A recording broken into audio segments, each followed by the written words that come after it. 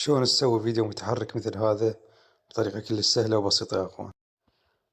مرحبا اخوان، اليوم عندنا شرح برنامج نيمو للذكاء الصناعي. طبعا لازم تخلي الفكرة ببالك انه كل المواقع غير مجانية، لان الذكاء الصناعي يعني العالم تريد تستفاد. مثل ما تشوفون هذا سويت الفيديو انا قبل شوية. لا بس حلو.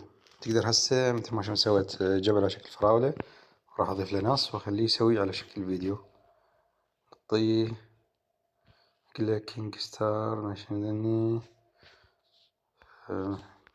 نختار أول واحد ونعطيه توليد وننتظر. راح يحولنا الصورة على شكل فيديو.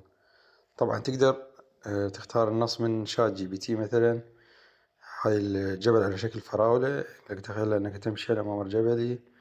تقدر من خلال شات جي بي تي اي صورة تسوي لها وصف، وبعدين تضيفها بالبرامج الثانية مال الذكاء الصناعي، لان شات جي بي تي يعطيك وصف كلش دقيق. يا شباب راح ننتظر شوية على ما تكمل النتيجة وارجع لكم. مثل ما تشوفون تم تحويل الصورة إلى فيديو متحرك. طبعا النتيجة كلش حلوة.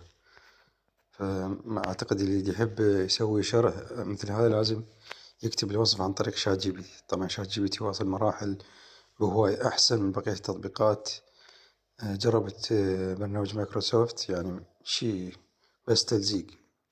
طبعا هاي صورة برنامج مايكروسوفت، بينما شات جي بي تي يعطيك شغلة أكثر واقعية.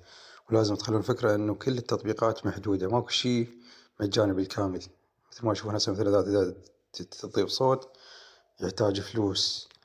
واعتقد واكو فكرة ثانية، إذا خلص قال لك طلب منك فلوس لازم تسوي صفحة ثانية أو إيميل ثاني. لازم عندك جهاز خاص بيسوي إيميلات حتى تستخدم خطط مجانية.